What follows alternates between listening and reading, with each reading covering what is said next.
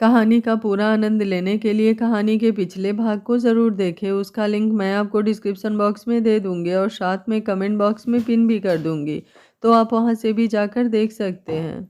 कुमुद मुस्कुराते हुए शशांक के एहसास में डूबी थाली से रिंग उठाते हुए बिना शशांक से अलग हुए शशांक की उंगली में रिंग पहना उसकी उंगलियों में अपनी उंगलियां फंसाते हुए बोली, कुमुद सिर्फ शशांक की है, इस जहां से उस जहां तक, इस जन्म से अनगिनत जन्मों तक हमारी मोहब्बत हमेशा जिंदा रहेगी, इसे मिटाने वाला खुद मिट जाएगा। कहते हुए शशांक के सीने से अपना सर टिकाते हुए आंखें बंद कर लेती है।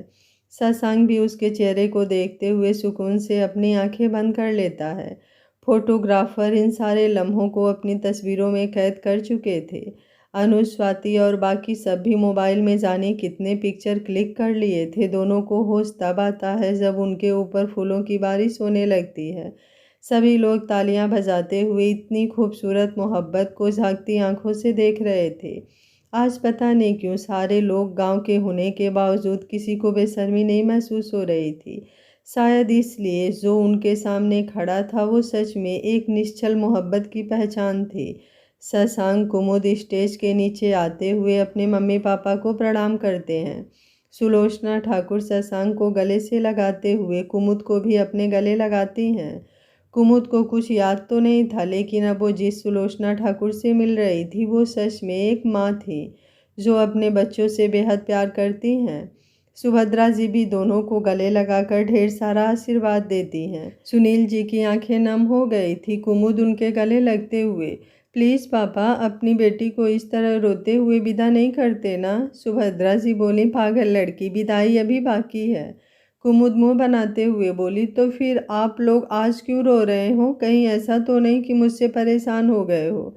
सुनील जी कुमुद को अपनी बाहों में समेटते हुए बोले, बिल्कुल नहीं, मेरी बेटी अपने पापा को कभी परेशान नहीं करती। वो तो मेरे दिल का टुकड़ा है जिसे देख पूरी जिंदगी सफल लगती है। कहते हुए वो कुसुम को भी गले से लगा लेते हैं। सभी लोगों के होठों पर मुस्कान थी। आज बहुत से लोगों को समझ आ रहा था कि बेटियां बोझ या जिम्मेदारी नहीं होती, वो सच में अपने माता पिता के जिस्म का हिस्सा होती हैं। शशांक की दादी कुमुद शशांक की नज़र उतारते हुए थू थू करती हैं। शशांक अपनी दादी को गले लगाते हुए, आई एम सॉरी दादी एंड आई लव यू। दादी प्यार से उसके सर को सहला देती हैं। अनिल जी बोले, चलिए आप सभी लोग खाना खा लीजिए, बाकी गेस्ट सबको पहले ही खिला दिया गया है, अब बस हमारे फैमिली मेम्बर ही रह गए हैं। सुनील जी बोले, हाँ भैया चलिए। सभी लोग उस साइड आते हैं जहाँ सारी फैमिली मेम्बर को खाने के लिए एक साथ टेबल और चेयर लगाए हुए थे। तीनों परिवार के सभी जेंट्स एक तरफ और सारी लेडीज एक तरफ बैठती हैं। कुमुद शशांक के साथ और कुसुम अनुज को एक साथ दूसरे टेबल पर बैठाया गया था। अनुज और शशांक ने कुसुम और कुमुद का हाथ पकड़ लिया था। दोनों खुद भी खा रहे थे और उन्हें भी खिला रहे थे। खाना खाने के बाद सूर्य नारायण ठाकुर अपने हाथ जोड़ते हुए सुनील जी से बोले, अब जाने की इजाज़त दीजिए। सुनील जी अपने हाथ जोड़ते हुए बोले, जी ज़रूर, अगर कोई कमी रह गई हो तो माफ़ कीजिएगा। अंकुर जी बोले, ये कैसी बातें कर रहे हैं भाई साहब, सारी चीज़ें बहुत अच्छे से हुई हैं। सूर्यनारायण ठाकुर बोले, बिल्कुल टेंशन की कोई बात नहीं है, अब फिर परसों मुलाकात होगी जब हम अपने बहू को लेने आएंगे। सभी बड़े बात करने में बिजी हो गए थे, बाकी कुछ फैमिली मेंबर सोने चले गए थे। शशांक कुमुद का हाथ पकड़ वहीं पर खड़ा था। उसे कुमुद से दूर जाने का बिल्कुल मन नहीं था, लेकिन वो कुछ कर भी नहीं सकता था। अनुज और कुसुम भी आंखों ही आंखों में बातें कर रहे थे। शशांक कुमुद के कानों में धीरे से बोला, जान मुझे आपसे अकेले में मिलना है। कुमुद चारों तरफ देखते हुई बोली, ये कैसे पॉसिबल हो सकता है, देख रहे हैं सभी यहीं पर हैं। शशांक बोला, बस 5 मिनट। कुमुद लाचारी से बोली, ठाकुर साहब। शशांक बोला, प्लीज़ जान, अब फिर परसों ही मिलूँगा आपसे। कुमुद नेहा को अपने पास आने का इशारा करती है। नेहा कुमुद के पास आ धीरे से बोली, क्या हुआ? कुमुद उसे धीरे धीरे कुछ समझाती है, जिसे सुन नेहा के होठों पर मुस्कान आ जाती है। कुमुद उसे घूरती हुई बोली, सोच ले, तेरा ही फायदा होगा। नेहा मुस्कुराती हुई वहाँ से चली जाती है। शशांक बोला, क्या कहा है आपने उससे? कुमुद बोली, थोड़ी देर में पता चल जाएगा। इधर सूर्यनारायण ठाकुर और अंकुर जी जैसे ही सबसे विदा लेते हुए जाने के लिए मुड़ते हैं, तभी अचानक से सभी जगह की लाइट कट हो जाती है। सभी परेशान हो जाते हैं।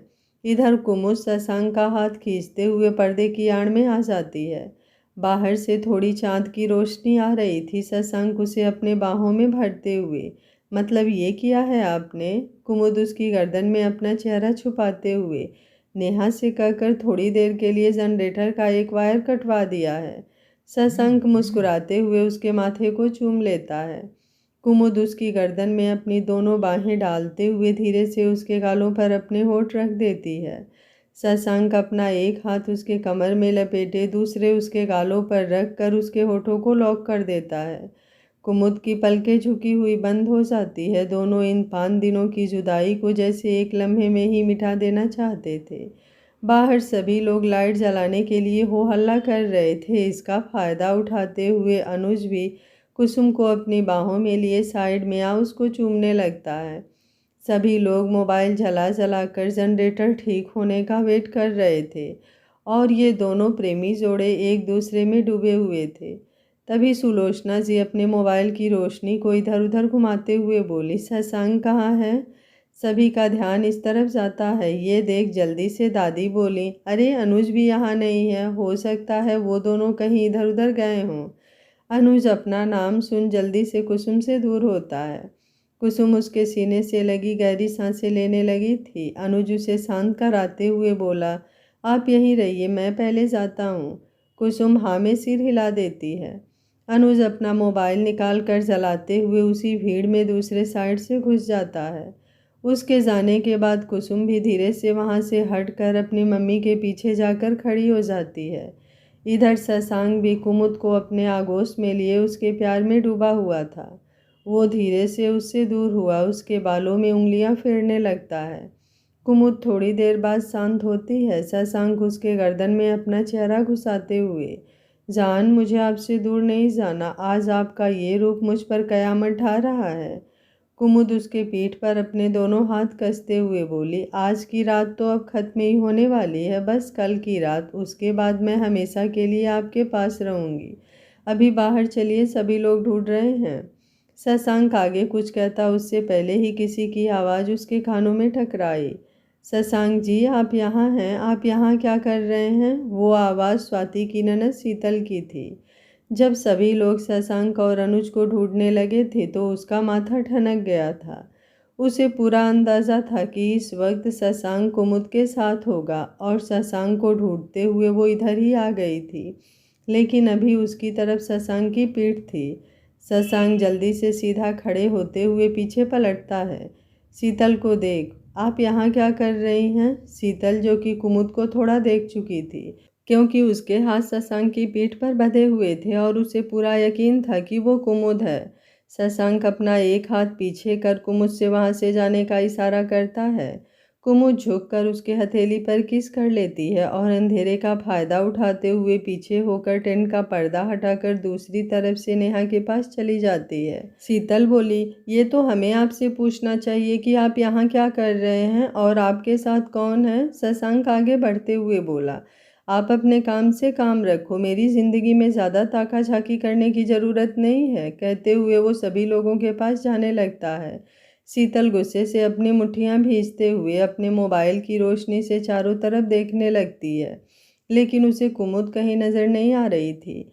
सूर्यनारायण ठाकुर शशांक को देखते ही बोले, आप कहाँ चले गए थे? देख रहे हैं इतना अंधेरा है, फिर भी आप इतना लापरवाह कैसे हो सकते हैं? शशांक बोला, वो तो मैं वॉशरूम ढूंढ रहा था, इसलिए उधर साइड की तरफ चला गया था। अनुज बोला, लेकिन आखिर लाइट गई कैसे? रीता जी बोली, तू कहाँ था? अनुज बोला, मैं तो यहीं था। सुनील जी बोले, आप लोग परेशान मत होइए, प्रवीण और सुजीत गया है, बस थोड़ी देर इंतज़ार कर लीजिए, तभी लाइट आ जाती है। जो वायर कट हुआ था उसे जोड़ दिया गया था, सभी अब शांत हो जाते हैं। सुभद्रा जी कुमुद और कुसुम को उसकी भाभी और सहेलियों के साथ घर जाने के लिए कहती हैं। शशांक और अनुज भी अपनी फैमिली के साथ गाड़ी की तरफ बढ़ जाते हैं।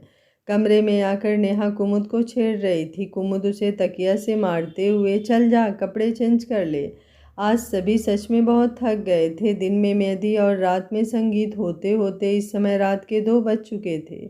सभी लड़कियां चिंच करके सो जाती हैं। कुछ लोग बेड पर लेटते ही गहरी नींद में सो गए। शशांक भी घर आ गया, अनुज के साथ सो गया था। अगले दिन कुसुम और अनुज की शादी थी। रात में देर से सोने की वजह से सुबह सबकी आंखें लेट से खुली, लेकिन घर के बड़े सुबह उठकर ही सारी तैयारियां कर चुके थे। अनुज की बारात उसके घर से निकलने वाली थी, इसलिए अनुज की तरफ से आए सभी रिश्तेदार अनुज और उसके मम्मी पापा के साथ 10 बजे अपने घर के लिए निकल गए। सूर्यनारायण ठाकुर शाम को बारात के वक्त जाने वाले थे। शशांक भी अनुज के साथ ही चला गया। उनके गांव के जो 3-4 दोस्त थे वो भी उनके साथ ही थे, और अनुज के स्कूल के हॉस्टल टाइम के दोस्त भी आ गए थे। सभी दोस्तों के मस्ती मजाक के बीच अनुज की बारात तैयार हुई। अनुज शेरवानी पहने और भी ज़्यादा हैंडसम लग रहा था। रीता जी अपने रिश्तेदारों के साथ सारी रस्मों को कराते हुए पूरी तैयारी कर दी थी। अब केवल बारात निकलने की देर थी। कुसुम के यहाँ भी भाग दौड़ मची हुई थी। सुनील जी और सुभद्रा जी को थोड़ी देर के लिए भी चैन नहीं था। अनिल जी, प्रवीण जी भी उनके साथ लगे हुए थे। बारात और वरमाला का इंतजाम उसी जगह पर था जहाँ कल संगीत फंक्शन हुआ था, क्योंकि सुनील जी के घर के बाहर जगह कम था।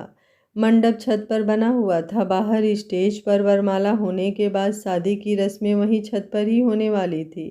सुभद्रा जी सभी औरतों के साथ सारी तैयारियां करके कुसुम को लेकर देवता पूजन के लिए चली गईं। सभी औरतें और लड़कियां नाचते गाते देवता पूजन करके आईं।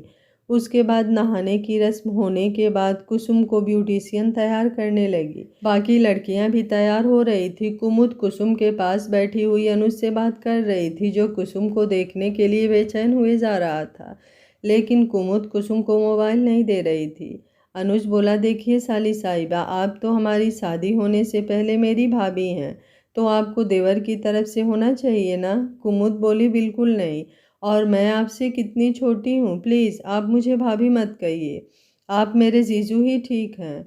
अनुज बोला, अब आप छोटी हैं तो उसमें मैं क्या कर सकता हूँ, लेकिन आप तो हमारी भाभी हैं, मैं तो भाभी ही बोलूँगा। अच्छा सुनिए ना, थोड़ा सा कुसुम को दिखा दीजिए। कुसुम कुमुद के हाथों से मोबाइल लेती हुई, सबको परेशान करना बंद कर और जाकर जल्दी से तैयार हो। कुमुद बोली, दी मेरी शादी कल है, इसलिए मैं कल तैयार होंगी। आज आप तैयार हो, लगना चाहिए ना, मेरी दी वर्ल्ड की बेस्ट दुल्हन है। अनुज कुसुम को देखते हुए, वो तो है। कुसुम अनुज की आवाज़ सुन शर्माते हुए फ़ोन कट कर देती है। कुमुद सबके साथ कुसुम को छेड़ने लगती है। तभी सुभद्रा जी कमरे में आते हुए देखती हैं कुमुद अभी तक तैयार नहीं है, जिससे वो गुस्से में उसे डांटने लगती हैं। कुमुद मुंह बनाते हुए जल्दी से अपने कपड़े लेकर दूसरे कमरे में जाकर तैयार होने लगती है। सभी लोग तैयार हो चुके थे। अब बारात का इंतजार हो रहा था। सुनील जी और सुभद्रा जी कुसुम को दुल्हन के रूप में देख बार बार इमोशनल हो रहे थे। कुसुम भी अपने मम्मी पापा के गले लगी हुई थी। कुसुम दुल्हन के रूप में बहुत खूबसूरत लग रही थी। अनुज की बारात निकल चुकी थी। कुछ दूर तक सभी दोस्त नाचते गाते आते हैं, फिर सभी गाड़ियों में बैठ जाते हैं। लेकिन जैसे ही कुसुम के गांव में बारात पहुंचती है, सारे लोग फिर से नाचने लगते हैं। शशांक अनुज को भी खींच लेता है। सभी दोस्तों के बीच अनुज भी थोड़ा डांस करता है। ढोल बाजे और पटाखों की आवाज़ से सबको पता चल जाता है कि बारात आ गई है। सुनील जी कुसुम का सर प्यार से चूमते हुए सुभद्रा जी के साथ बाहर बारातियों का स्वागत करने के लिए आ जाते हैं। बाकी लड़कियां भी छत से बारात देखने लगती हैं। अनुज रथ में बैठा बिल्कुल राजकुमार की तरह लग रहा था। द्वार पूजा की रस्म करने के बाद कुसुम के चारों भाई अनुज को लेकर स्टेज पर आते हैं। अब सभी को दुल्हन का इंतजार था। कुमुद कुसुम के पास बैठी उससे बातें कर रही थी। शशांक कितनी देर से कुमुद को कॉल और मैसेज कर रहा था, लेकिन आज वो भी उसे सताने के मूड में थी। कुसुम थोड़ा नर्वस होते हुए बोली, कुमुद मुझे अजीब सा लग रहा है, मेरे पैर कांप रहे हैं। कुमुद बोली, अच्छा वो क्यों भला? कुसुम बोली, पता नहीं। कुमुद बोली, दी कहीं आपको कोई बीमारी तो नहीं हो गई? कुसुम उसके सर पर एक चपत लगाते हुए बोली, चुप कर, मुझे घबराहट हो रही है और तुझे मस्ती सूझ रही है। कुमुद बोली, कोई बात नहीं दी, जीजू को देखते ही सारी घबराहट खत्म हो जाएगी।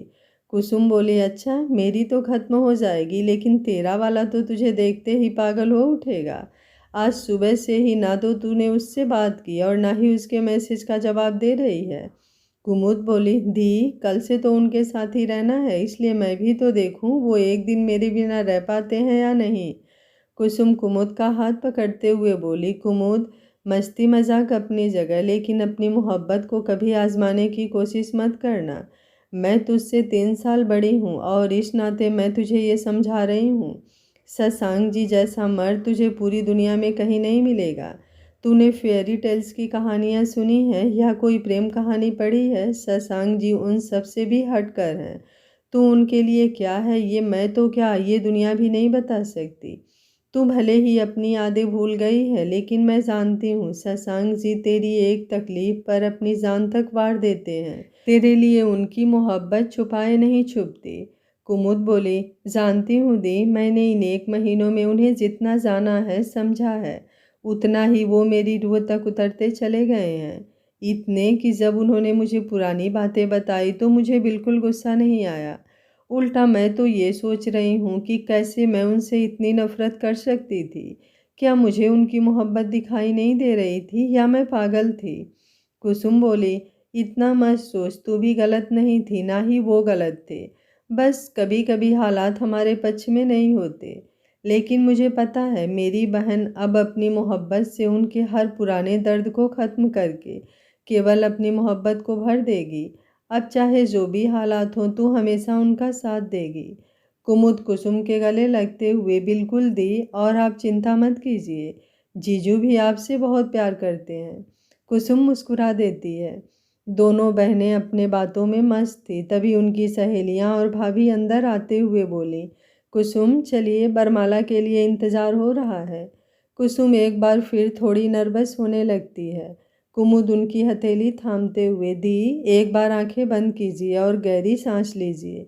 जीजू का मुस्कुराता चेहरा आपको बंद आंखों में नजर आएगा और आपकी सारी नर्वसनेस दूर हो जाएगी। कुसुम वैसा ही करती है। आंखें बंद करते ही अनुज का चेहरा उसके सामने आंखों के सामने लहरा उठता है और कल रात अनुज का उसके इतने करीब आना उसके रोम रोम में महक उठता है। चेहरा ब्लश करने लगता है। बाकी सब कुसुम का चेहरा देख मुस्कुरा उठते हैं। तभी कुमुद के चारों भाई फूलों की चादर लिए दरवाजे पर खड़े होते हैं। कुसुम कुमुद के साथ आगे बढ़ती है। उनकी भाभी और बाकी सहेलियां भी साथ में थी। कल की तरह ही स्टेज तक जाने का रास्ता फूलों से सजाया हुआ था। अनुज स्टेज पर बैठा बेसब्री से इंतजार कर रहा था। वीडियो कॉल पर कुसुम का चेहरा देखने के बाद उस चेहरे को सामने से देखने के लिए वो बेसब्र हो रहा था। शशांक की हालत आज और बुरी थी। वो सुबह से कुमुद से बात नहीं कर पाया था। अनुज की खुशी के लिए अपनी परेशानी उसने अपने अंदर ही छुपाए बैठा था, लेकिन दिल अपने महबूब की एक नज़र के लिए तड़प रहा था। वो तो दोपहर में ही कुमुद के काल ना उठाने की वजह से वहाँ आना चाहता था। तभी अनुज को कुसुम से बात करते देख वो कुसुम को कुमुद से बात कराने को कहता है। कुसुम उसे हंसते हुए बता देती है कि आज कुमुद जानबूझकर उसे तड़पा रही है। तब शशांक कुसुम की मदद से वीडियो कॉल पर कुमुद को देख चुका था, जिस वजह से उससे थोड़ा चैन आया। लेकिन वो भी आज मन ही मन कुमुद से अपनी तड़प का पूरा हिसाब करने के लिए व्यग्र हो रहा था। जब बारात दरवाजे पर आई थी तो वो कुमुद को देखने के लिए चारों तरफ नजरें घुमा चुका था। छत की तरफ भी उसकी नज़र उठी थी, लेकिन उसका चांद कहीं नजर नहीं आया था। कुसुम की एंट्री जैसे ही होती है सभी की नज़रें दुल्हन पर रुक जाती है। कुसुम सच में बेहद खूबसूरत लग रही थी। अनुज अपनी सांसें रोके उसे देखने लगता है। बाकी सारे दोस्त अनुज की हालत का अच्छे से मज़ा ले रहे थे, लेकिन शशांक तो अलग ही दुनिया में खोया हुआ था। उसे तो पूरी महफिल में अपनी जान को छोड़कर कुछ और नज़र ही नहीं आ रहा था। कुमुद भी उसकी नज़र खुद पर महसूस कर पा रही थी, लेकिन इतनी भीड़ में उसकी नज़रें भी झुकी हुई थी। कुसुम जैसे ही स्टेज के पास आती है सारे दोस्त पीछे से अनुज को धक्का देते हैं। अनुज जल्दी से अपना होश संभालते हुए कुसुम की तरफ बढ़ उसका हाथ थाम लेता है। कुसुम अनुज के साथ स्टेज के बीच सेंटर पर खड़ी होती है। बाकी लड़कियां भी स्टेज पर चढ़कर कुसुम के आसपास खड़ी हो जाती हैं। सारे दोस्त भी अनुज के पीछे खड़े थे, लेकिन शशांक कुमुद को देख होश में कहाँ था। जैसे ही सारी लड़कियां स्टेज पर आती हैं, शशांक कुमुद का हाथ पकड़ते हुए अपने करीब खींच लेता है। सभी शशांक को देखते रह जाते हैं। कुमुद तो कुछ पल के लिए हैरान ही रह जाती है। शशांक सबकी तरफ देखते और घूरते हुए, वरमाला वहाँ हो रहा है, यहाँ नहीं। अनुज हंसते हुए बोला, तेरी बेसब्री देख मुझे तो लगता है मुझसे पहले तू ही वरमाला कर लेगा। कुमुद छूटने की कोशिश कर रही थी। उसे बहुत ही शर्मा रही थी। नीचे के बाकी लोगों को कुछ नहीं दिख रहा था क्योंकि अनुज के दोस्त और इधर से सारी लड़कियां खड़ी हुई थी। शशांक बोला, अच्छा ही है, चल तू जाकर वेट कर, आज मैं अपनी ही शादी करूंगा। ये सुनते ही अनुज जल्दी से वरमाला के प्लेट में से वरमाला उठाते हुए बोला, तू अपना ऑफर अपने पास रख। तभी पीछे से फोटोग्राफर सबको एक साइड हटने को कहता है। शशांक के दोस्त अनुज और शशांक की बेसब्री देख मुस्कुरा रहे थे। शशांक कुमुद को अपने पास लिए एक तरफ हो जाता है, बाकी सब भी उसी तरफ साइड हो गए थे। अब बीच में अनुज और कुसुम वरमाला के लिए खड़े थे। कुसुम जैसे ही वरमाला अनुज के गले में डालना चाहती है, अनुज के दोस्त उसे ऊपर कंधे पर उठा लेते हैं। कुसुम अपनी नज़रें नीचे किए मुस्कुरा देती है। कुमुद शशांक का हाथ अपनी कमर पर से हटाने की कोशिश करते हुए धीमी आवाज़ में बोली, छोड़िए ना, मुझे दी के पास जाना है। शशांक धीमी लेकिन बेहद ही मैग्नेटिक आवाज़ में, अब आप अपनी दी, जीजू, मम्मी, पापा सबको भूल जाइए। बस ये वरमाला हो जाए, उसके बाद आपको लेकर इन सब से दूर कहीं चला जाऊंगा। कुमुद ये सुनते ही शॉक्ड हो जाती है। वो अपनी आंखें बड़ी बड़ी किए शशांक को देखने लगती है, लेकिन शशांक की नज़र तो सामने अनुज और कुसुम पर थी, जहाँ लड़के और लड़कियों में बहस छिड़ी हुई थी। तभी स्टेज पर कुसुम के चारों भाई आते हैं और मुस्कुराते हुए कुसुम को अपने कंधे पर उठा लेते हैं। अब दोनों बराबरी पर थे। कुसुम अनुज को वरमाला डालती है, अनुज भी मुस्कुराते हुए उसके गले में वरमाला डाल देता है। दोनों को नीचे उतारा जाता है। उसके बाद कुसुम अनुज का तिलक करके आरती उतारती है। अनुज कुसुम के साथ सोफे की तरफ बढ़ जाता है। दोनों के बैठने के बाद सारे दोस्त सोफे के आगे पीछे लटकते हुए फोटोशूट करवाने लगते हैं। धीरे धीरे घर के सभी बड़े भी आकर उन दोनों को आशीर्वाद देते हैं। कुमुद अभी भी शशांक की बातें सोच रही थी। शशांक की ऐसी बातें सुन उसे थोड़ा डर लग रहा था। शशांक उसका कमर छोड़ हाथ पकड़ते हुए अनुज और कुसुम के साथ 2-4 फोटो खिंचवाता है और जैसे ही सबका ध्यान इधर उधर देखता है, वो कुमुद को लेकर उस भीड़ से साइड में आ जाता है। कुमुद बोली, ठाकुर साहब क्या कर रहे हैं आप? शशांक उसे अपनी बाहों में भरते हुए, वही जो मुझे पहले कर देना चाहिए था, बेकार में ही आपकी बात मानकर कल तक शादी टलवाई। कुमुद बोली, ठाकुर साहब आपको समझ भी आ रहा है आप क्या बोल रहे हैं? शशांक बोला, अच्छे से समझ आ रहा है। आज आपने मुझे किस कदर तड़पाया है, आपको इसका अंदाज़ा भी नहीं है। आपको पता भी है मैं कितना डर गया था। मेरी सांसें रुक जाती है आपसे दूर जाने के ख्याल से ही। कुमुद शशांक की आंखों में देखते हुए एक पल को सिहर जाती है, क्योंकि उसकी आंखों में आज दर्द, तड़प, एहसास, उसके जज्बात सभी एक साथ बस उसके लिए थे। कुमुद शशांक का चेहरा अपने हाथों में लेते हुए बोली, ऐसी कोई बात नहीं है, मैं आपसे दूर कभी नहीं रह सकती। मुझे पता था शाम तक बारात आएगी और उसके साथ आप भी आ ही जाएंगे, इसलिए बस थोड़ी सी मस्ती की थी और कुछ भी नहीं। शशांक बोला, और आप जानती हैं आपकी इस मस्ती के चक्कर में मैं कितना तड़पा हूँ। बीते हफ्ते की दूरी क्या कम है, जो कॉल भी नहीं उठा रही थी। कितने तरह के ख्याल दिमाग में आने लगे थे। जानता था कि कल रात आपके करीब आकर कुछ गलती नहीं की है, लेकिन फिर भी डर लगने लगा था, कहीं आप इस वजह से नाराज़ तो नहीं हो गई। कुमुद शशांक का डर महसूस कर पा रही थी। उसे सच में गिल्टी फील हो रहा था कि उसने मस्ती के चक्कर में शशांक को इतना डरा दिया था। वो एक नज़र चारों तरफ देखती है। वे लोग जिस साइड में थे उधर अंधेरा था और डीजे की आवाज़ से ज़्यादा आवाज़ भी इधर उधर नहीं जा रही थी। कुमुद शशांक के गले में हाथ डालते हुए उसके सीने से लग जाती है। शशांक अपनी आंखें बंद कर उस पर अपनी पकड़ कस देता है। कुमुद बोली, आई एम सॉरी, प्लीज़ मुझे माफ़ कर दीजिए, आइंदा से ऐसी गलती कभी नहीं होगी। लेकिन यकीन मानिए मैंने बस थोड़ी सी मस्ती की थी, मैंने दिल से कभी नहीं सोचा था कि आप क्या फील करेंगे। शशांक बोला, अभी कुछ मत बोलिए, मुझे आपको महसूस करने दीजिए। दिल तो कर रहा है आज हर बंदिश को तोड़कर आपको लेकर कहीं दूर भाग जाऊं। जान, अगर आपने कभी भी मुझे खुद से दूर किया तो मैं मर जाऊंगा। कुमुद चिल्लाते हुए उसके मुंह पर हाथ रख, ठाकुर साहब। कुमुद की आंखों में नमी उतरने लगी थी। शशांक उसकी आंखों में देखते हुए उसके माथे को चूम लेता है। कुमुद जल्दी से अपना हाथ खींचते हुए फिर से उसके सीने से लग जाती है। दोनों खामोशी से एक दूसरे को महसूस कर रहे थे। इधर स्टेज पर अब लगभग सभी लोग फोटो खिंचवा चुके थे। कुसुम और अनुज की तो कमर अकड़ गई थी। सुनील जी, अनिल जी और प्रवीण जी को कहकर अब फोटो सेशन खत्म करने को कहते हैं, क्योंकि अपनी बेटी के चेहरे पर परेशानी उन्होंने पढ़ ली थी। अंकुर जी भी इस बात से सहमत थे, इसलिए अब सभी लोगों को खाने के स्टॉल की तरफ लाया गया। कुसुम की भाभी और सहेलियां उसे स्टेज पर से लेकर घर में आ गई। कुसुम के भाई सुजीत, श्लोक, सोनू और संजीव चारों अनुज और उसके दोस्तों को लेकर गेस्ट रूम में आए। अनुज शशांक को ना देख अपने दोस्तों से उसके बारे में पूछा। उनका एक दोस्त नमन बोला, अरे हम लोगों ने भी उसे स्टेज पर फोटो खिंचवाने के बाद नहीं देखा। बाकी सारे दोस्त भी इसी तरह कहने लगे। तभी एक और दोस्त बोला, कहीं ऐसा तो नहीं कि वो भाभी जी के साथ हो। ये सुनते ही सभी दोस्त मुस्कुराते हुए बोले, हो सकता है यार, हमने कभी सोचा नहीं था शशांक किसी लड़की के लिए इस तरह डिस्परेट हो जाएगा। अनुज बोला, किसी लड़की और भाभी में बहुत फर्क है। इसी तरह सारे दोस्त बातें करने लगते हैं। तब तक पंडित जी मंडप पर सारी तैयारियां कर चुके थे। कुछ ही देर में दूल्हे का बुलावा आ गया। सारे दोस्त अनुज को लेकर ऊपर छत की तरफ बढ़ गए। इधर कुसुम अपने कमरे में आने के बाद कुमुद को ढूंढ रही थी। नेहा बोली, दी आपको पता है ना, आज उसने जीजू का एक कॉल भी नहीं रिसीव किया था। पीहू बोली, अब आपको क्या लगता है दी, जीजू ने जब हम सबके सामने कुमुद को नहीं छोड़ा तो आपको लगता है कि वो इतने सस्ते में कुमुद को छोड़ देंगे?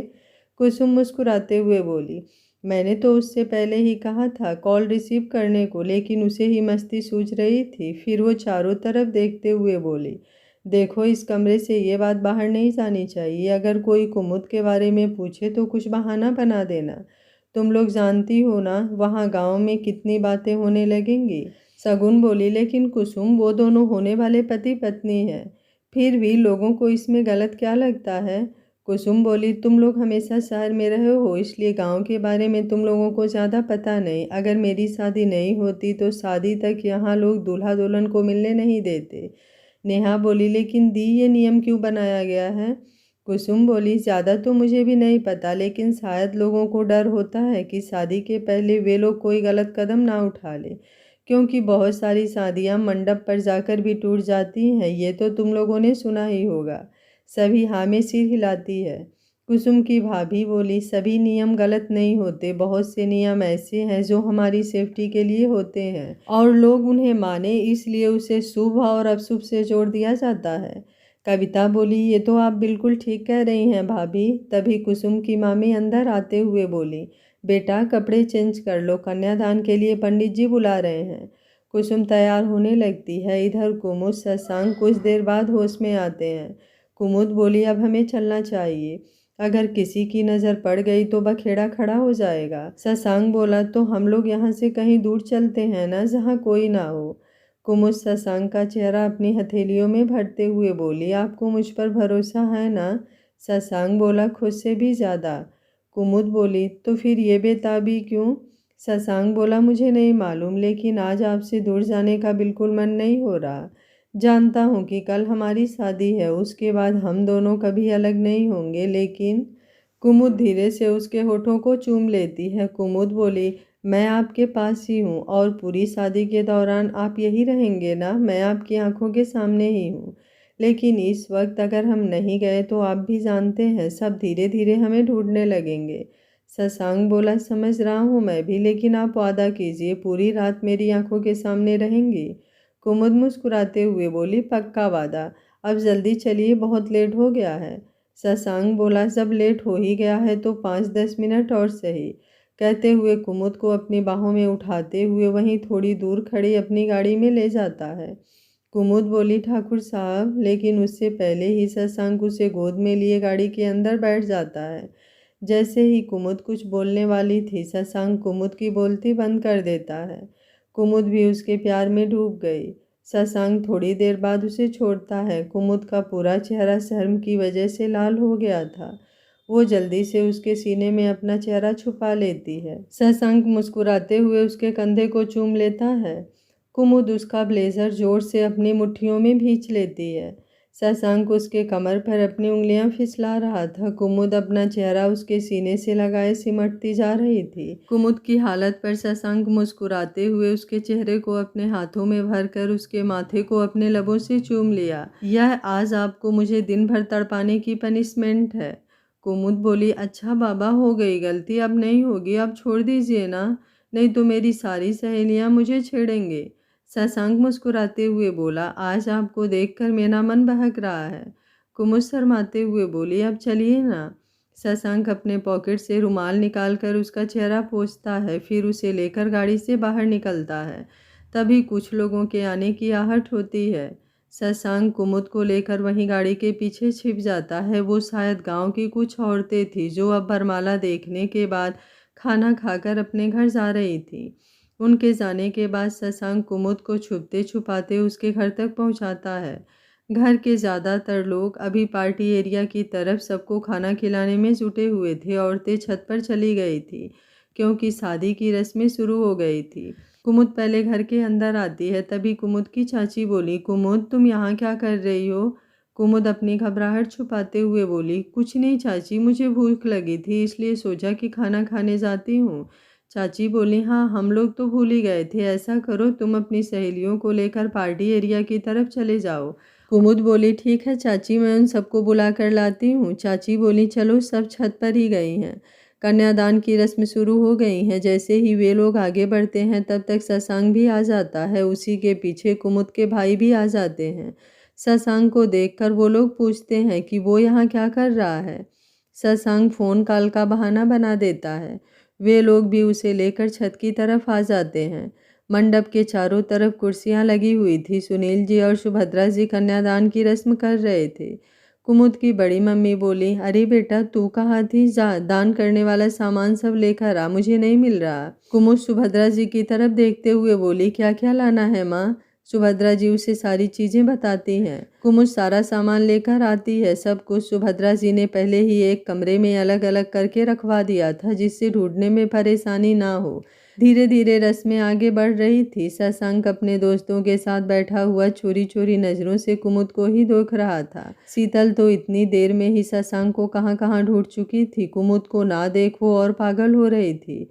शशांक को देख अब उसकी नज़रें शशांक पर ही लगी हुई थी। कन्यादान होने के बाद अनुज के दोस्त भी गेस्ट हाउस की तरफ चले गए थे जहां बारातियों को रहने का प्रबंध किया गया था।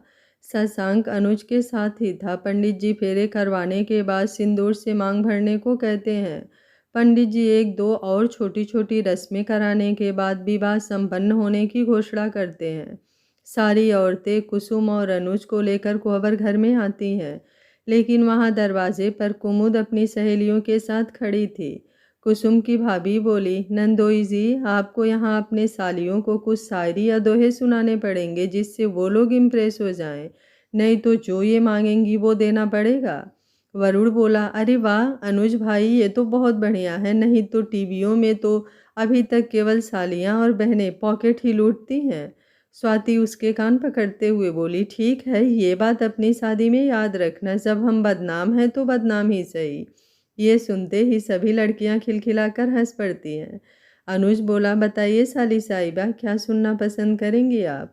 कुमुद बोली, कुछ ऐसा जिसमें मेरी दी की तारीफ भी और मेरी भी, लेकिन हम दोनों बहनों में लड़ाई नहीं होनी चाहिए कि किसकी ज़्यादा तारीफ हुई है। नेहा बोली, हाँ तो जीजू अब आप शुरू कीजिए, फैसला हम लोग कर लेंगे। वरुण बोला, ऐसे कैसे? फैसला हम लोग भी करेंगे। राजीव बोला, अरे पहले साले साहब को तारीफ तो करने दीजिए, तभी तो फैसला होगा।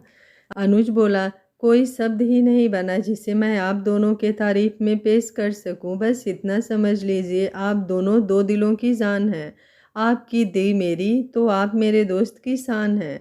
सारी लड़कियां ओ हो की हुटिंग करने लगती हैं। लड़के भी अनुज का कंधा थपथपाते हुए वाह मेरे शेर, तूने तो नाम रोशन कर दिया। शशांक मुस्कुराते हुए कुमुद को देख रहा था। कुमुद हंसते हुए अनुज को रास्ता दे देती है।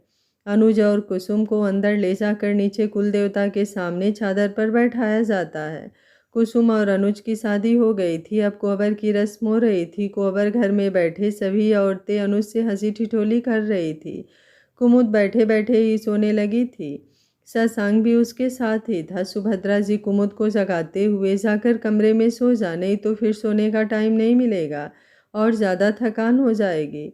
सभी लड़कियां कुमुद के साथ उसके कमरे में आ गई। सुभद्रा जी शशांक, वरुण और राजीव को गेस्ट रूम में ले गई और उन तीनों को भी आराम करने को कहा। सुभद्रा जी अपने घर में आई कुछ रिश्तेदारों जैसे बुआ, मामी सबके साथ अपने कमरे में आ गई। बेड से लेकर नीचे तक गद्दे बिछाकर सभी सोए हुए थे। सभी लोग थके हुए थे, इसलिए लेटते ही सबको नींद आ गई। सुनील जी अनिल जी के साथ बाहर सब काम होने के बाद हॉल में आकर थोड़ा आराम करने लगे। सूर्यनारायण ठाकुर अपने घर चले गए थे। अनुज की मम्मी रीता जी सुभद्रा जी के साथ थी। अंकुर जी सुनील जी के साथ ही थे। सुनील जी ने हाल में ही गद्दे बिछवा दिए जिस पर सभी आराम करने लगे। अब चारों तरफ शांति फैल गई थी। कोहबर रूम से सबके जाते ही अनुज कुसुम को अपनी बाहों में भरते हुए बोला, कांग्रेचुलेसन मिसेज अनुज सिंघाल। कुसुम जो अभी तक छुप छुप कर ही अनुज को देख रही थी, वो भी अनुज के ऊपर अपने हाथ रखते हुए, आपको भी कांग्रेचुलेसन। अनुज बोला, वक्त कितना जल्दी बीत जाता है ना कुसुम। आपसे मिले बस कुछ महीने ही हो रहे हैं, लेकिन ऐसे लगता है आपके बिना मैं अधूरा था। कुसुम उसकी बाहों में सिमटते हुए बोली, मुझे तो सब सपना ही लग रहा है। अनुज उसके माथे पर किस करते हुए बोला, अब ये सपना हकीकत बन गया है मिसेस सिंघाल। अब आप मेरी हो चुकी हैं और मैं आपका। दोनों कुछ देर बातें करते हुए वहीं पर लेट जाते हैं। अनुज कुसुम को अपने आगोश में लिए ही गहरी नींद में सो जाता है। दोनों शादी की रस्मों के बीच सच में बहुत ज़्यादा थक गए थे। अब चारों तरफ शांति फैली हुई थी, लेकिन ये शांति किसी को रास नहीं आ रही थी और वो थी शीतल, जो किसी भी शर्त पर कुमुद और शशांक को एक नहीं होने देना चाहती थी। आज उसके पास आखिरी दिन था, इसलिए उसने सब कुछ पहले ही सोच लिया था। वो अपनी भाभी स्वाति के साथ कुमुद के रूम में ही थी। स्वाति, शीतल और सगुन ऊपर बेड पर सो रही थी। बाकी लड़कियां नीचे बिस्तर करके सो रही थीं। सभी के सो जाने के बाद शीतल धीरे से उठकर बैठी। उसने पहले सबको अच्छे से देख लिया कि सभी सो रहे हैं या नहीं।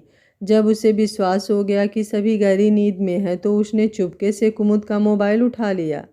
कुमुद के मोबाइल में दो तरह का लॉक था, एक फिंगरप्रिंट और दूसरा लेटर डिजाइन। उसने पहले ही कुमुद को देखा था अपने अंगूठे के फिंगरप्रिंट से मोबाइल का लॉक खोलते हुए। वो धीरे से कुमुद का अंगूठा फिंगरप्रिंट पर टच करा दी। कुमुद रात भर की जगी थी, इसलिए वो गहरी नींद में थी। मोबाइल का लॉक खुलते ही वो शशांक का नंबर निकालने लगी। थोड़ी देर में ही उसने नंबर ढूंढ लिया, क्योंकि शशांक का नंबर कुमुद ने ठाकुर साहब के नाम से सेव किया था, जिससे उसे अंदाज़ा हो गया कि ये शशांक का ही नंबर है। उसने उस नंबर पर मैसेज कर दिया, छत पर आइए, और कॉल करके 2-4 रिंग में कट कर दिया। फिर सारा नंबर मैसेज डिलीट करके मोबाइल साइलेंट में कर उसकी जगह पर रख दिया। शशांक, जो खुद गहरी नींद में सो गया था, मोबाइल की रिंग से उसकी नींद में खलल पड़ गई। मोबाइल तकिए के नीचे था, जिस वजह से राजीव और वरुण भी कसमसाने लगे। शशांक आंखें बंद किए ही मोबाइल तकिए के नीचे से निकाला। तब तक रिंग बंद हो गया था। उसने एक नज़र फ़ोन को देखकर फिर से आंखें बंद करनी चाही, लेकिन तभी झटके से उसकी नींद खुल गई, क्योंकि स्क्रीन पर जान लिखा हुआ चमक रहा था। शशांक की सारी नींद उड़ गई। वो इधर से कॉल करने लगा, लेकिन कोई भी कॉल रिसीव नहीं कर रहा था। राजीव बोला, क्या कर रहे हैं साले साहब, सो जाइए ना। शशांक बेड से उतरते हुए बोला, आप सोइए, मैं वॉशरूम से होकर आता हूँ। राजीव और वरुण भी नींद में ही थे। थोड़ी देर में ही फिर सो गए। शशांक कमरे से निकलकर बाहर आया तो देखा कि सुनील जी हाल में सो रहे थे। वो फिर से कुमुद का नंबर डायल करने लगा। तभी उसे कुमुद का मैसेज दिखा। उसने कॉल कट करके मैसेज देखा तो उसे थोड़ी हैरानी के साथ खुशी हुई। वो मुस्कुराते हुए बिना कुछ सोचे समझे छत की तरफ बढ़ गया। सुनील जी का छत बाकी दोनों भाइयों के छत से मिला हुआ था, इसलिए छत देखने में बहुत बड़ा लगता था।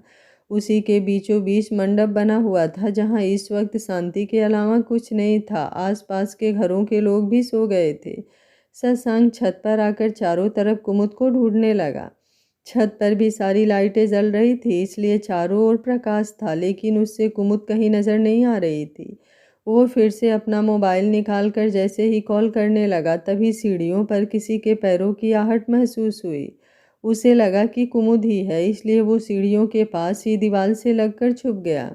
जैसे ही किसी ने छत पर अपना पहला कदम रखा, शशांक उसे पीछे से बाहों में भर लिया, लेकिन अगले ही पल उतनी ही तेजी से उससे अलग हो गया, क्योंकि उसे महसूस हो गया था कि ये कुमुद नहीं है, वो लड़की। जैसे ही पलटी, शशांक शॉक्ड हो गया। वो हैरानी से बोला, शीतल तुम? जी हाँ, ये शीतल ही थी। शशांक को छत पर जाते देख मुस्कुराते हुए उसके पीछे पीछे आ गई थी। उसे पूरा विश्वास था कि कुमुद का मैसेज देख शशांक जरूर आएगा, और यही हुआ था। शीतल मुस्कुराते हुए छत का दरवाज़ा बंद कर देती है। ये देख शशांक बोला, तुम यहाँ क्या कर रही हो और ये दरवाज़ा बंद क्यों कर रही हो? शीतल बोली, शशांक जी परेशान मत होइए, मुझे आपसे कुछ बात करनी है। शशांक बोला, तुम पागल हो, मुझे तुमसे कोई बात नहीं करनी। कहते हुए वो दरवाज़ा खोलने के लिए बढ़ता है। शीतल दरवाजे से लगकर खड़े होते हुए बोली, मेरी बात सुने बिना आप कहीं नहीं जाएंगे। शशांक जी, मैं आपको जब भाभी की सगाई हुई थी उसी समय से आपको पसंद करती हूँ। मैं सही वक्त का इंतज़ार कर रही थी, जब अपने मम्मी पापा से बात करके मैं आपके घर रिश्ता भिजवाती, क्योंकि अभी मेरे भाई की शादी हुई थी, इसलिए मेरे घर में सब अभी मेरी शादी के लिए 2-3 साल वेट करना चाहते थे। मैंने भी सोचा इन 2-3 सालों में सही वक्त देखकर आपको अपने दिल की बात भी बता दूंगी, लेकिन उससे पहले ही आप किसी और से शादी करने लगे, ये मैं कभी नहीं होने दूंगी। शशांक का दिमाग फटने लगा था। वो बार बार कुमुद का नंबर डायल कर रहा था, लेकिन मोबाइल साइलेंट में होने की वजह से किसी को उसके कॉल आने के बारे में पता ही नहीं चल रहा था। शशांक गुस्से से चिल्लाते हुए बोला, अपनी बकवास बंद करो, नहीं तो इसी छत से उठाकर तुम्हें फेंकते हुए मुझे ज़रा भी टाइम नहीं लगेगा। शीतल बोली, आप मेरी बात मान जाइए शशांक जी, कुमुद से शादी तोड़ दीजिए और मुझसे शादी कर लीजिए। मैं वादा करती हूँ कुमुद से भी ज़्यादा आपको खुश रखूँगी, आपको जो चाहिए वो सब दूँगी। शशांक गुस्से से चिल्ला उठा। वो जोर से चिल्लाते हुए बोला, तुम्हें छोड़ूंगा नहीं। तुम्हारी हिम्मत कैसे हुई मेरे सामने इतनी घटिया बात करने की, और मेरी कुमुद का नाम अपने ज़बान पर लेने की। कहते हुए वो शीतल का गला पकड़ लेता है। शीतल खुद को छुड़ाने की कोशिश करने लगती है, लेकिन इतनी शांत रात में शशांक का गुस्से से चिल्लाना बहुतों की नींद उड़ा चुका था। जहाँ वे लोग खड़े थे उसके नीचे वाला कमरा सुभद्रा जी का था, जिस कारण उस घर में सोए लगभग सभी औरतों की नींद खुल गई। नीचे हाल में सुनील जी, अनिल जी और अंकुर जी भी इस आवाज़ को सुनकर जग गए थे। उनके साथ कुमुद के मामा और मौसा भी थे। ऊपर शशांक गुस्से में जोर जोर से चिल्ला रहा था, तेरी हिम्मत कैसे हुई? आज मैं तुम्हारा किस्सा ही खत्म कर दूंगा, तुम्हें भगवान भी नहीं बचाएगा मुझसे। लगभग सभी लोग आवाज़ को सुनते हुए छत पर आते हैं, लेकिन छत का दरवाज़ा बाहर से बंद था। ये देख सभी लोग दरवाज़ा पीटने लगते हैं। आवाज़ अब चारों तरफ फैलने लगी थी, जिससे सभी लोग उठ गए थे। कुमुद, स्वाति और बाकी लड़कियां, नीचे अनुज और कुसुम भी सभी सोच में पड़ जाते हैं। स्वाति बोली, ये कैसी आवाज़ है? कुमुद बोली, पता नहीं दी, चले बाहर चलकर देखते हैं। शीतल जैसे ही दरवाज़ा पीटने की आवाज़ सुनती है, वो जल्दी से अपने पैरों से शशांक के पेट पर एक लात मार देती है, जिससे शशांक की पकड़ ढीली हो जाती है। शीतल नीचे ज़मीन पर बैठते हुए खांसने लगती है। शशांक अपनी जलती नज़रों से उसे देखते हुए, सोचा नहीं था तुम इतनी घटिया होगी, कहते हुए दरवाज़ा खोलने चला जाता है। शीतल जैसे ही थोड़ी शांत होती है, वो जल्दी से अपने सूट का बाजू फाड़ने लगती है। शशांक के दरवाज़ा खोलते ही सभी लोग ऊपर का नज़ारा देखकर शॉक्ड हो जाते हैं। शशांक का गुस्सा इस वक्त काबू में नहीं था, इसलिए वो सभी लोगों को इग्नोर करते हुए सीढ़ियों की तरफ कदम बढ़ा देता है। तभी शीतल की जोर जोर से रोने की आवाज़ सुन जैसे ही उसकी तरफ देखता है, वो अवाक हो जाता है, क्योंकि शीतल ने लगभग अपने सारे कपड़े फाड़ लिए थे। उसकी हालत देख इस वक्त सभी लोगों की नज़रें शशांक पर टिक गई थी। सुभद्रा जी जल्दी से उसका दुपट्टा उठाकर उड़ा देती हैं, जो खुद शीतल ने थोड़ी देर पहले उतार कर फेंक दिया था। शशांक पहले तो कुछ समझ नहीं पाया, लेकिन जल्दी ही उसे समझ आ गया कि शीतल उसे फंसाने की कोशिश कर रही है। तभी नीचे से कुमुद, कुसुम, अनुज और बाकी लड़कियां भी आ जाती हैं। अनुज शशांक को देखकर उसके पास आते हुए, क्या हुआ यार, क्यों इतना गुस्सा कर रहा है? लेकिन शशांक, जो कुछ देर पहले सुनील जी और सुभद्रा जी की तरफ देख रहा था, अब उसकी नज़रें कुमुद पर टिक गई थी। कुमुद शशांक के पास आते हुए बोली, क्या हुआ है ठाकुर साहब, आप इस वक्त यहाँ क्या कर रहे हैं? शशांक झटके से कुमुद को अपने करीब खींचकर जोर से बाहों में भर लेता है, जैसे उससे कोई कुमुद से दूर कर रहा हो। ये महसूस करते ही उसकी पूरी बॉडी कांप रही थी। बाकी सभी बुत बने शशांक को देख रहे थे, किसी को कुछ समझ नहीं आ रहा था। तभी शीतल जोर जोर से चिल्लाते हुए बोली, मैं तुम्हें छोड़ूंगी नहीं शशांक ठाकुर, तूने अकेला समझकर मेरा फ़ायदा उठाने की कोशिश की, मुझसे ज़बरदस्ती करने की कोशिश की, लेकिन अब सभी लोग आ गए हैं, भगवान सब देख रहा है। तुम खुद को भगवान समझ रहे थे, लेकिन देखो सभी लोग आ गए हैं और उन्होंने मुझे तुमसे बचा लिया है। शीतल की आवाज़ से सभी का ध्यान शीतल की तरफ जाता है। राजीव और स्वाति उसकी तरफ दौड़ते हुए, शीतल क्या हुआ है तुम्हें, और तुम्हारी ये हालत कैसे हुई? शीतल राजीव के गले लगते हुए बोली, भैया भैया कहकर रोने लगती है। राजीव उसे शांत कराते हुए, क्या हुआ है, क्या किया है शशांक ने? शीतल रोते हुए बोली, भैया मुझे नींद नहीं आ रही थी, इसलिए थोड़ी देर के लिए छत पर आ गई, लेकिन पता नहीं कहाँ से ये शशांक ठाकुर यहाँ आ गया। मैं इसे देखकर घबरा गई, इसलिए मैं नीचे कमरे में जाना चाहती थी, लेकिन उससे पहले ही इसने दरवाज़ा बंद कर दिया और मुझसे कहने लगा, मैं बहुत खूबसूरत हूँ। ये मेरे करीब आने की कोशिश कर रहा था। जब मैंने इसे रोका तो इसने मेरे साथ ज़बरदस्ती करते हुए धमकी दी कि अब इससे मुझसे कोई नहीं बचा सकता, क्योंकि ये विधायक का बेटा है, इसका कोई कुछ नहीं बिगाड़ पाएगा। सभी लोग ये सुनकर हैरान थे। शशांक कुमुद को अपनी बाहों में भरे अपनी लाल लाल आंखों से शीतल को देख रहा था। राजीव गुस्से से शशांक को देखते हुए बोला, शशांक ठाकुर, तुम्हारी हिम्मत कैसे हुई मेरी बहन की इज्जत पर हाथ डालने की? स्वाति राजीव का हाथ पकड़ते हुए बोली, राजीव मेरी बात सुनिए, मेरा भाई ऐसा कभी नहीं कर सकता। राजीव स्वाति को झटकते हुए, तुम्हारा भाई क्या कर सकता है, मैं अच्छे तरीके से जानता हूँ। तुम्हारे घर के सारे मर्द कैसे हैं ये किसी से छुपा हुआ नहीं है, लेकिन मुझे नहीं पता था कि ये मेरी बहन को भी नहीं छोड़ेगा। सुनील जी बोले, देखिए बेटा, आप शांत हो जाइए, हम बात करके भी इस मसले को सुलझा सकते हैं। शादी वाला घर है, इस वक्त 4 बजे का टाइम है, आवाज़ें आसपास भी जा रही हैं। राजीव चिल्लाते हुए बोला, जब इसने मेरी बहन की तरफ अपनी बुरी नज़र उठाई तब इसे नहीं पता था कि ये शादी वाला घर है। शादी वाला तो घर छोड़िए, आज इसकी शादी है और यहाँ ये मेरी बहन के साथ बदतमीजी कर रहा है, और आप कैसे लोग हैं, ऐसे लड़के को अपनी बेटी दे रहे हैं? अंकुर जी बोले, देखो बेटा, सुनील जी ठीक कह रहे हैं, गुस्से से बात और बिगड़ जाएगी, और हमें जब तक शशांक का पक्ष भी नहीं मालूम होता, हम इस तरह किसी एक की तरफ उंगली नहीं उठा सकते। शशांक को मैं बचपन से जानता हूँ, वो मेरे बेटे का दोस्त ही नहीं, मेरे बेटे जैसा है। मुझे नहीं लगता कि शशांक ने ऐसा कुछ करने की कोशिश भी की होगी। शीतल रोते हुए बोली, तो क्या मैं झूठ बोल रही हूँ? कोई बात नहीं, आपकी अपनी कोई बेटी नहीं है ना, इसलिए आप अपने बेटे को ही डिफेंड करेंगे। चलिए भैया, यहाँ कोई भी मेरी बातों का विश्वास नहीं करेगा। राजीव बोला, हम कहीं नहीं जाएंगे जब तक इस शशांक ठाकुर को सबक ना सिखा दूँ, कहते हुए वो पुलिस को फ़ोन करने लगता है। अनिल जी बोले, सुनील, मामला बहुत गंभीर है, यहाँ पर सारी चीज़ें इस लड़की के पक्ष में हैं। कुमुद के मामा मौसा भी उनकी हाँ में हाँ मिलाने लगते हैं। सुभद्रा जी तो चुपचाप शशांक कुमुद को देख रही थी। अनुज, कुसुम की नज़रें भी उन्हीं पर टिकी थी। कुमुद शशांक की बाहों से जैसे ही निकलना चाहती है, शशांक कुमुद का हाथ पकड़ते हुए बोला, कुमुद मेरा विश्वास कीजिए, मैंने ऐसा कुछ भी नहीं किया है। कुमुद उसका हाथ हटाते हुए शीतल की तरफ बढ़ जाती है। शशांक कुमुद की खामोशी से डर जाता है, उसे अपनी जान निकलती हुई मालूम होने लगती है। वो अपने दिल पर हाथ रखते हुए वहीं फर्श पर घुटनों के बल बैठ जाता है। कल का पार्ट बहुत ही इंटरेस्टिंग होने वाला है। कल 12 बजे तक आपको पार्ट मिल जाएगा, तो कल का पार्ट देखना बिल्कुल मत भूलिएगा।